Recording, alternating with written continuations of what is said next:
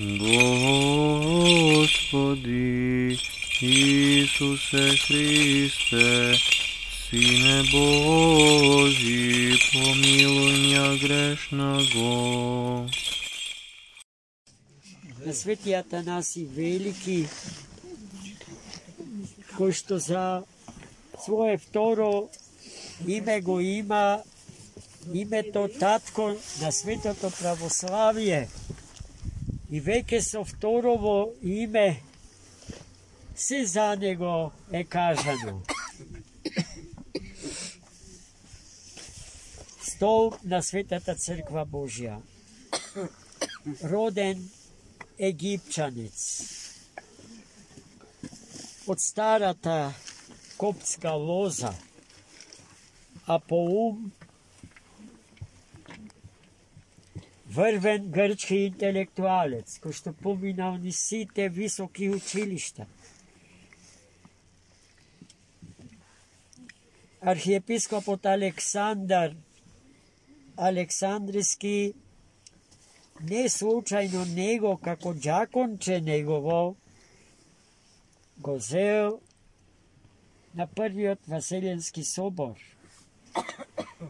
Таму најучениот човек на епохата, младиот Атанаси, ја бранеше вистината Господња, верата на светите апостоли неизменето, без одземања и без додавки, онаква каква што е, имајќи го за свој противник Арие, исто така врвен интелектуалец, индивидуалист, сектант, кој што имаше своји визии за некоја своја вера и религиозен светоглед. Во тој спор во Никеја, градот на првиот Васеленски собор, Свети Атанаси триумфираше, односно вистината Господња, зад која што тој застана со целиот свој живот. Роден е кон крајот на 3. век, а се упокои на денешен ден кон крајот на 4. век, 373 година. Делото на Свети Атанаси е огромно. Тоа со право го доживуваме како столб на Светата Црква Божја. Автор е на многу теолошки расправи за верата Христова.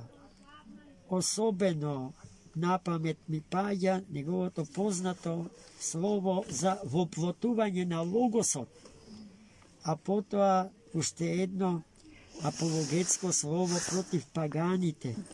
И во двете слова тој ја изразува верата на црквата, но и своето огромно знаење, познавање, особено на библиската теологија, библиската историја, философијата на Светата Црква според Богочовекот Христос, но и философијата, философското наследство на паганските народи. Нашите предци, знаејќи ја големината на ова светило, му ја посветиле ова прекрасна црква, Пештерска црква во која што живееле, можете да предпоставите светите исихасти од 14. век. И во ерата, позната под името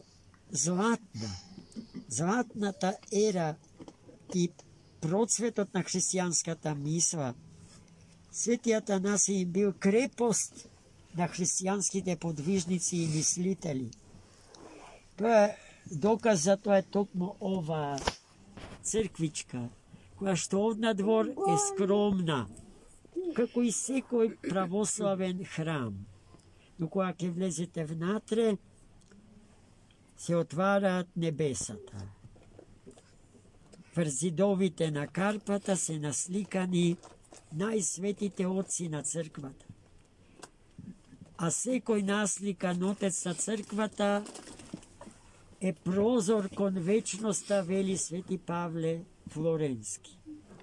Па кога ќе влезите, не ги чувствувате карпите, туку вечност. Не гледате препреки, туку безкраен поглед во вечноста. Изгора на тоа, сите тие вредности, несмртни, кои што обесмртуваат секој што ќе се причести со нив, нашите свети подвижници ги соградиле во карпите надвиснати над водите на Охридското езеро. Па гледајте дали има нешто побаво од ова, што Господ, раката Господња и слугите Господни го соградиле, создавајќи му на Создател. И тоа е повик до нас сите, да продолжиме на тој начин да живееме, тоа што ни е оставено во наследство и во аманет да го чуваме. Да не оставиме забот на времето и негрижата да го уништуваат. Зашто поскапо и посвето од светите храмови нема, браќа и сестри. Не се поскапи хотелите, кафаните од светите храмови. А имам впечаток дека тие, овие вторите, без кои што нема иднина, се заборавени од нас и препуштени на забот на времето и на оние кои што немаат никаков однос, барем минимален културен однос кон традицијата на еден народ, кон традицијата на едно време. Па прават се што поскоро забот на времето да ги изеде. Господ да ни ја пробуди совеста и да ни ја даде верата на денеславениот Свети Атанасий Велики, кој што за синот велеше дека му е омоусиос на Отецот, едносуштен со Отецот, наспроти еретикот Арии, кој што го употреби поимот омиусиос, слично сушен.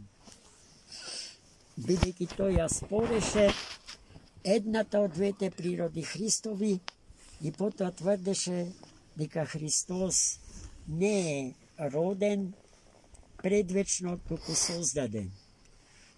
На сите тие напади на Арие, Свети Атанасий одговараше со тезите што ги извлекуваше од страниците на Светото Писмо, најсветата и несмртната книга, кон која што приведува секоја друга книга, или поточно да кажам, од таа книга произлегла секоја друга книга, и таа е книга, доколку за квасец го има несмртното семе, семето на вечниот живот, запишано на страниците од таа најсвета книга наша.